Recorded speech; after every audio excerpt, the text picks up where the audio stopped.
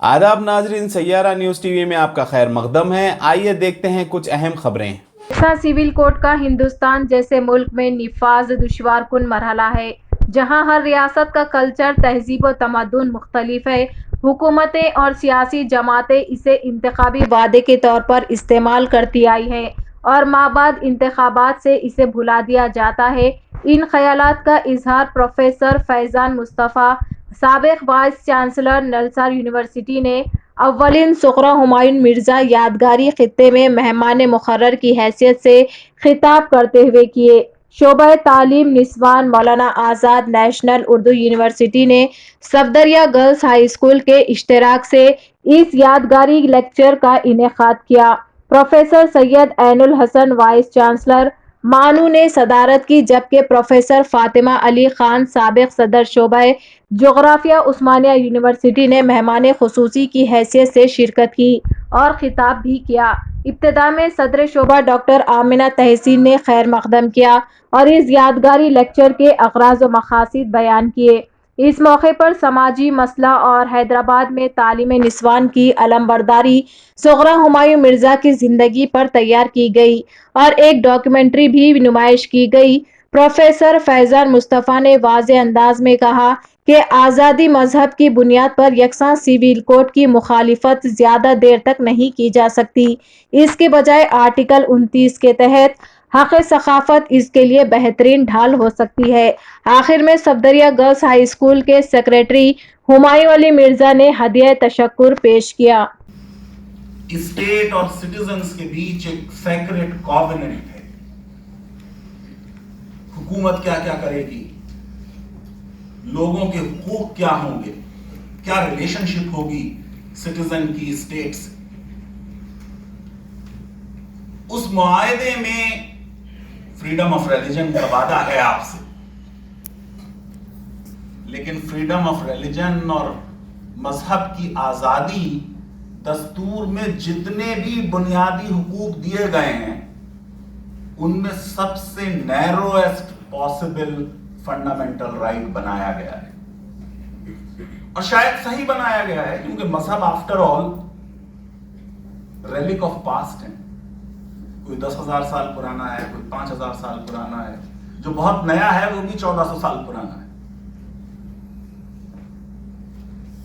ہم ایک ایسا دیش بنانا چاہتے ہیں جو فارورڈ لوکنگ ہو، پیچھے کی طرف نہ دیکھے۔ اس لیے کہا گیا کہ پورے دستور کو میں آپ کو سمجھا رہا ہوں، کسی ایک فنڈامنٹل رائٹ کو کسی دوسرے فنڈامنٹل رائٹ کا سبارڈینیٹ نہیں بنایا گیا۔ ایک صرف ایسا فنڈامنٹل رائٹ ہے جس کے بارے میں دستور نے کہا it will be subject to all other fundamental rights، وہ freedom of religion ہے۔ ہمارے علماء اور ہمارے کچھ لیڈرز دستور کو سمجھتے ہی نہیں۔ فریڈم آف ریلیجن سے یونیفارم سول کوڈ کی اپوزیشن بہت دور نہیں جا پائی۔ اس کے لیے کچھ اور آرگومنٹ بنانا ہوگا اگر اپوزیشن کرنی ہے۔ میں سمجھتا ہوں شاید بیٹر آرگومنٹ ہے رائٹ ٹو کلچر، کیونکہ آرٹیکل 29 نے کہا کہ ہر شہری کا جو گروپ ہے، any having the distinct language, script and culture of its own shall have the right to conserve the same۔ گو کہ ہمارا کلیم یہ نہیں ہے کہ اردو مسلمانوں کی زبان ہے، لیکن آپ کی کلچر کا حصہ ہے تو آپ کو یونیورسٹی دے دی گئی۔ اگر کلچرل آرگومنٹ کنسٹرکٹ کریں تو شاید کچھ بہتری ہو، کیونکہ آرٹیکل 29 جو ہے وہ سبجیکٹ ٹو کسی فنڈامنٹل رائٹ نہیں ہے۔ لیکن کیا آپ یہ کہنا چاہیں گے کہ آپ کی یہ کلچر ہے کہ مجھے تو 3 طلاق 1 منٹ میں ہی دے دینی ہے؟ وہ آپ کی کلچر ہے، صرف وہی آپ کی کلچر ہے۔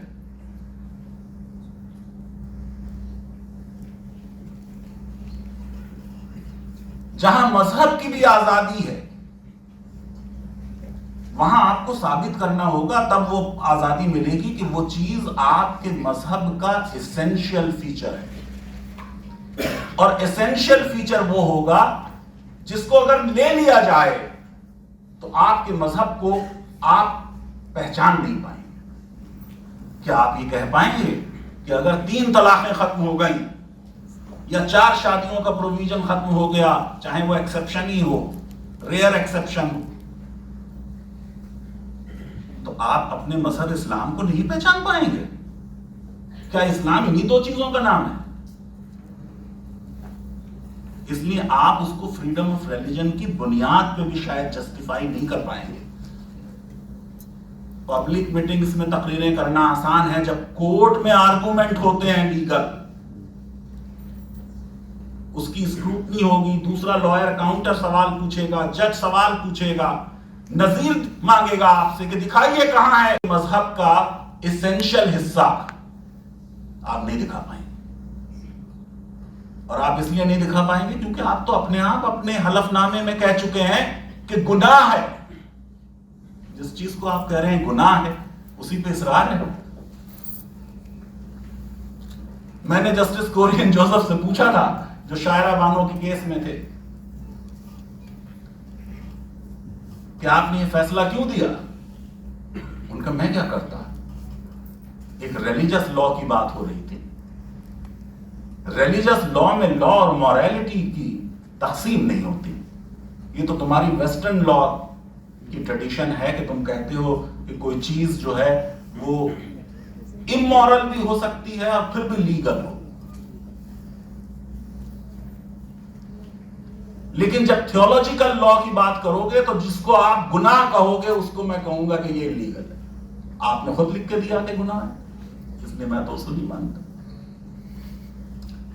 تو بیسیکلی جو آپ کی فریڈم آف ریلیجن ہے دستور کے حساب سے, وہ سبسروینٹ ہے, سبارڈینیٹ ہے, آدھین ہے دوسرے مولک ادھیکاروں کے اور فنڈامنٹل رائٹس.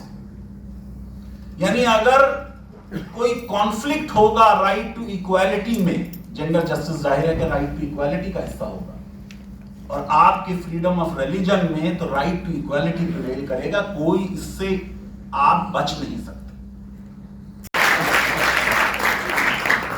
اور مخالفت اتنی تھی کہ کہا گیا کہ راشدہ چمکی نہ تھی, انگلش سے جب بیگانہ تھی, اب ہیں شمع انجمن, پہلے چراغ خانہ. آج کی بھی 2019 کی بھی مسلمان لڑکیوں نے اور عورتوں نے بتا دیا کہ مسلمان مردوں کے بس کی کوئی چیز ہے نہیں. جس طرح کی پروٹیسٹ کی اور جتنی ان کی لا کی انڈرسٹینڈنگ تھی, اگر میں ایک رینڈم سروے کر دوں جامعہ معذرت کے ساتھ مانو اور علی گڑھ میں, تو معاف کیجئے گا ہمارے فیکلٹی ممبرز کو سٹیزن شپ لا اور اس کے نوانسز کی وہ کلیئرٹی نہیں ہے جو شاہین باغ کی لڑکیوں کو تھی.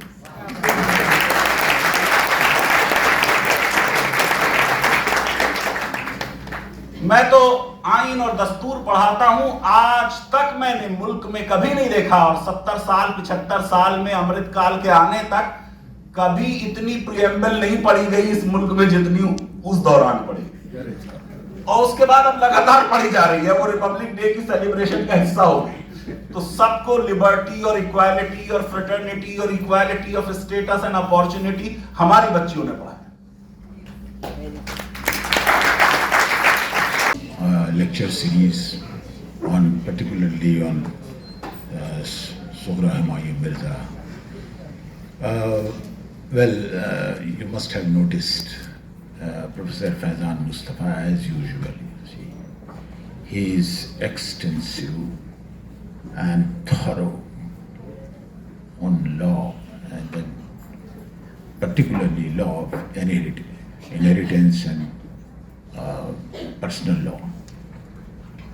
So, I don't wish to add anything to that because I am not capable enough to add. But yes, we learned and enjoyed both.